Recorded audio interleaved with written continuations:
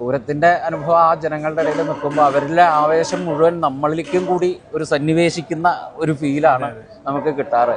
സത്യത്തിൽ നമ്മൾ മെൻ്റലി ഒന്നും പ്രിപ്പയർ ചെയ്യാതെയാണ് പോവുക. കാരണം പക്ഷെ ഇപ്പോൾ ഓരോ വർഷവും നമുക്കത് സത്യത്തിൽ ഓരോ വർഷവും നമ്മൾ ഇനി എന്ത് വേണം ഇല്ലെങ്കിൽ ഇനി എങ്ങനെ കൈകാര്യം ചെയ്യണം എന്ന് അറിയാതെ ഈ വർഷത്തെ എന്തെങ്കിലും പുതുമ കൊണ്ടുവരാനായിട്ടോ അല്ലെങ്കിൽ എന്തെങ്കിലും പുതുമ എന്തെങ്കിലുമൊക്കെ ചെയ്യണമെന്ന് ആഗ്രഹിക്കുന്നുണ്ട്. പക്ഷെ അത് എത്രത്തോളം ജനങ്ങൾ ആക്സെപ്റ്റ് ചെയ്യും, അവിടുത്തെ അന്തരീക്ഷം എന്ന് പറഞ്ഞു കഴിഞ്ഞാൽ വേറൊരു നമുക്ക് ഒരു ക്ലാസിക്കൽ അവിടെ വില പോവില്ല.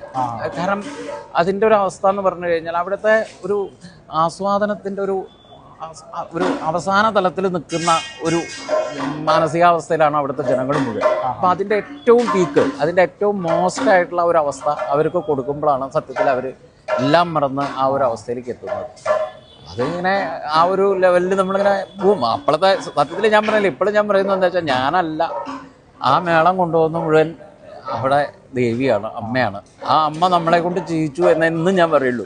അല്ലാതെ നമുക്കിപ്പോൾ എത്രയോ ആൾക്കാർ അവിടെ മേളം കൊട്ടുന്നുണ്ട്. ആ ഒരു ഫീല് നമ്മൾ എത്രയോ സ്ഥലങ്ങളിൽ പോയിട്ട് മേളം കൊട്ടുന്നുണ്ട്. പക്ഷെ അതൊരു പ്രത്യേക അവസ്ഥയാണ് അന്നത്തെ ദിവസം പ്രത്യേകിച്ചും. അത് കഴിഞ്ഞാൽ ഞാൻ പോയി തൊഴാറുണ്ട് അവിടെ. ഒരാഴ്ച ഇല്ലെങ്കിൽ 2 ആഴ്ച കഴിഞ്ഞാൽ കൊല്ലത്തിൽ ഇങ്ങനെ ഒരു 3-4 തവണ ഞാൻ അവിടെ പോയി തൊഴാറുണ്ട്.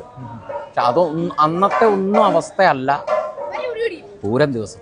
പൂരം ദിവസത്തെ അവിടുത്തെ അതും ഈ പറഞ്ഞ പടിഞ്ഞാറൻ പൂരം എന്ന് പറയുന്നത് ഏറ്റവും അവസാനത്തെ പൂരാണ്, കുട്ടിക്കലാശം തന്നെയാണ്. അപ്പോൾ ആ ഒരു അവസ്ഥ, അവരുടെ ആവേശത്തിന്റെ മുഴുവൻ ഒരു കലാശമാണ് നമ്മളവിടെ കൊടുക്കുന്നത്. സത്യത്തിൽ അതൊരു വല്ലാതെ ഈ പറഞ്ഞ നമ്മളൊക്കെ ആഗ്രഹിക്കുന്ന ഒരവസ്ഥയാണ് നമുക്ക് അവിടുന്ന് അനുഭവിക്കാൻ പറ്റുന്നത്. അതിൽ എന്നും ഞാൻ ഈ പറഞ്ഞ പോലെ ആ അമ്മയോട് കടപ്പെട്ടിരിക്കും. അവിടുത്തെ പടിഞ്ഞാറൻ ദേശത്തിനോടും പടിഞ്ഞാറൻ പൂര കമ്മിറ്റികളോടും കമ്മിറ്റി അംഗങ്ങളോടും എന്നും കടപ്പെട്ടിരിക്കും. അപ്പോൾ ഇത്രയും വിശേഷങ്ങൾ പങ്കുവച്ചതിന് thank you so much from ചന്ദ്രക്കട. Okay, thank U.